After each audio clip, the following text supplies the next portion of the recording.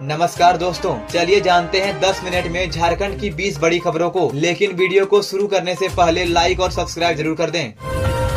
मैया सम्मान योजना के लाभुकों के लिए बड़ी खुशखबरी। 1-2 दिन में लाभुकों के खाते में आएंगे 5,000 रूपए। झारखंड सरकार की मैया सम्मान योजना के लाभुकों के लिए बड़ी खुशखबरी है। अब 7 अप्रैल और मई महीने की राशि 5,000 रूपए उनके खाते में आने वाली है। यह पैसा बहुत जल्द 1 से 2 दिन के अंदर लाभुकों के बैंक खाते में ट्रांसफर किया जाएगा। महिला बाल विकास और सामाजिक सुरक्षा विभाग ने सभी जिलों को योजना की राशि आवंटित कर दी है। कुल 9609 करोड़ रूपए जारी किए गए हैं। सबसे ज्यादा लाभुक गिरिडीह जिले में है, जहां 907 करोड़ 50 लाख रुपए की राशि दी गई है। वहीं खूंटी जिले में सबसे कम राशि 165 करोड़ रुपए आवंटित हुई है। योजना की समीक्षा के बाद कई अपात्र लाभुकों को योजना से बाहर कर दिया गया है। जिन महिलाओं ने अब तक अपना आधार नंबर योजना में नहीं जोड़ा है, उन्हें इस बार 5,000 रूपए नहीं मिलेंगे। इसलिए सभी लाभुकों को जल्द से जल्द आधार लिंक कराना जरूरी है। चंपाई सोरेन ने मैया सम्मान योजना पर उठाई सवाल। कहा, क्या झारखंड बना था घुसपैठियों को शरण देने के लिए? झारखंड के पूर्व मुख्यमंत्री चंपाई सोरेन ने मुख्यमंत्री की मैया सम्मान योजना पर सरकार को गंभीर सवाल उठाए हैं। उन्होंने सोशल मीडिया पर एक खबर शेयर की, जिसमें बताया गया कि घाटशिला के हेंदल जोड़ी पंचायत की 409 लाभुकों की सूची में 174 मुस्लिम महिलाओं के नाम है, लेकिन उस इलाके में कोई भी मुस्लिम परिवार नहीं रहता। चंपाई सोरेन ने कहा कि आदिवासी महिलाओं के आवेदन किसी न किसी कारण से रद्द किए जा रहे हैं और उन्हें परेशान किया जा रहा है, जबकि फर्जी दस्तावेज बनाए जा रहे हैं और घुसपैठियों को योजना का फायदा आसानी से मिल रहा है। उन्होंने सरकार से पूछा कि ऐसे लोगों को कौन संरक्षण दे रहा है। उन्होंने यह भी कहा कि अगर पूरे झारखंड में जांच होगी तो ऐसे फर्जी मामलों की लाखों संख्या में शिकायतें मिलेगी। उन्होंने सवाल उठाया कि क्या झारखंड सिर्फ घुसपैठियों को शरण देने के लिए ही अलग राज्य बना था? यह मामला पूर्वी सिंहभूम जिले के घाटशिला प्रखंड से जुड़ा है, जहाँ मैया योजना की सूची में गड़बड़ी पाई गई है। फर्जी लाभुकों के दस्तावेजों में राशन कार्ड, मोबाइल नंबर और आधार कार्ड के नंबर भी संदिग्ध पाए गए हैं। गिरिडीह पुलिस की बड़ी कामयाबी। नक्सली ठिकाने से भारी हथियार और विस्फोटक बरामद। गिरिडीह पुलिस और सीआरपीएफ की टीम को नक्सलियों के खिलाफ सर्च अभियान में बड़ी सफलता मिली है। पुलिस को गुप्त सूचना मिली थी कि नक्सली एक बंकर में भारी मात्रा में हथियार और विस्फोटक छुपा कर रखे हैं। पुलिस ने पारसनाथ के तराई वाले इलाके में सर्च अभियान चलाकर नक्सल प्रभावित खुखरा थाना क्षेत्र के जोका नाला के पास से बंकर से 14 हथियार बरामद किए। इन हथियारों में 303 बोर की राइफल, SLR और गन पाउडर शामिल है। बताया जा रहा है कि कई हथियार पुलिस से लूटा हुआ था। गिरिडीह के एसपी डॉक्टर विमल कुमार ने बताया कि इस अभियान के लिए पुलिस और सीआरपीएफ की एक खास टीम बनाई गई थी। टीम ने बंकर से भारी मात्रा में हथियार और विस्फोटक बरामद किया है। नक्सलियों के खिलाफ अभियान अब भी जारी है।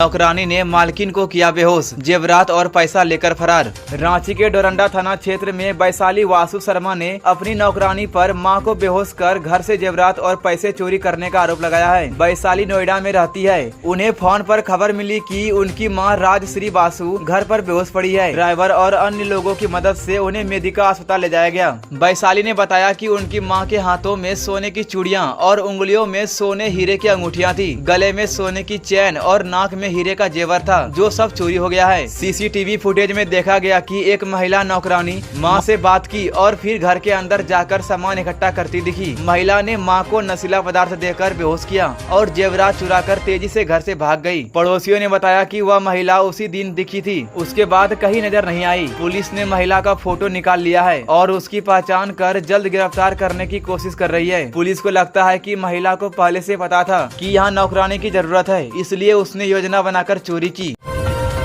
हत्या की घटनाओं से ग्राम प्रधान भयभीत। सीएम से जीवन बीमा और आर्थिक मदद की मांग। खरसावा प्रखंड कार्यालय में ग्राम प्रधानों की मासिक बैठक हुई। बैठक की शुरुआत बासाहातू ग्राम के मंजीत हाईबुरु की हत्या पर शोक जताने के लिए 2 मिनट का मौन रखकर की गई। बैठक में ग्राम प्रधानों ने मुख्यमंत्री को पत्र लिखा, इसमें अपनी सुरक्षा के लिए कदम उठाने की मांग की गई। उन्होंने बताया कि ग्राम प्रधान, मुंडा, मानकी जैसे लोग गाँव की पारंपरिक व्यवस्था संभालते हैं और सामाजिक काम करते हैं, लेकिन हाल के दिनों में कई ग्राम प्रधानों की हत्या की घटनाएं हुई है, जिससे वे बहुत डर गए हैं। कई बार गलत काम रोकने के कारण उनके खिलाफ जानलेवा हमला भी होता है। ग्राम प्रधानों ने मांग की है कि उनकी जान की सुरक्षा के लिए उनके जीवन का बीमा कराया जाए। अगर किसी ग्राम प्रधान की हत्या होती है तो उनके परिवार को 20 लाख रुपए तक की आर्थिक मदद दी जाए। ग्राम प्रधानों ने सरकार से इस मामले में जल्दी कदम उठाने की अपील की है, ताकि वे बिना डर के अपने काम कर सके।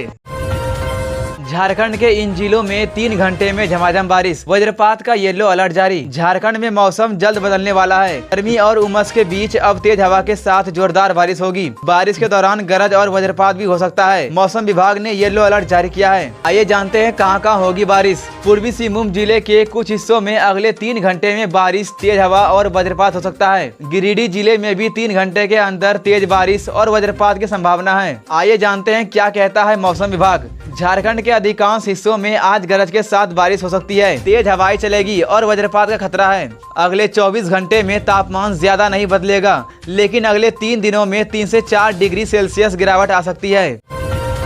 पूजा की तैयारी कर रहा था पूरा परिवार, बेटे की सड़क हादसे में मौत। देवघर गोड्डा मुख्य सड़क पर मोहनपुर थाना क्षेत्र के डुमरिया मोड़ पर शुक्रवार को एक ऑटो और बाइक के बीच जबरदस्त टक्कर हो गई। इस हादसे में बाइक सवार युवक जितेंद्र शर्मा की मौत हो गई, जबकि सत्यम कुमार गंभीर रूप से घायल हो गया। मृतक जितेंद्र शर्मा के घर में गरहू बाबा की पूजा रखी गई थी। वह अपने नाना को लेने चौपा मोड़ जा रहा था। इसी दौरान डुमरिया मोड़ के पास ऑटो से उसकी बाइक की टक्कर हो गई। लोगों का कहना है कि अगर जितेंद्र ने हेलमेट पहना होता तो शायद उसकी जान बच सकती थी। हादसे की खबर मिलते ही घर का माहौल खुशी से मातम में बदल गया। हादसे के बाद पुलिस मौके पर पहुंची और दुर्घटनाग्रस्त ऑटो को जब्त कर थाने ले गई। घायल सत्यम का इलाज जारी है। 4 बच्चों की मां को प्रेमी के साथ देख भड़का पति, धारदार हथियार से कर दिया हमला। झारखंड के सरायकेला खरसावां जिले के कुलू पटांगा गांव में एक शख्स ने अपनी पत्नी और उसके प्रेमी पर कुल्हाड़ी से हमला कर दिया। हमले में प्रेमी की मौके पर मौत हो गई, जबकि पत्नी गंभीर रूप से घायल है। घटना आरआईटी थाना क्षेत्र की है। राजेंद्र मार्डी नाम के व्यक्ति ने अपनी पत्नी सीता मार्डी और उसके प्रेमी भोला बिरुआ पर हमला किया। हमला उस वक्त हुआ जब सीता अपने प्रेमी के घर सो रही थी। पुलिस ने दोनों घायलों को एमजीएम अस्पताल पहुँचाया। डॉक्टरों ने भोला को मृत घोषित कर दिया, जबकि सीता को रांची रेफर कर दिया गया। पुलिस ने बताया कि हमले के बाद राजेंद्र मार्डी मौके से फरार हो गया। उसे पकड़ने के लिए पुलिस छापेमारी कर रही है।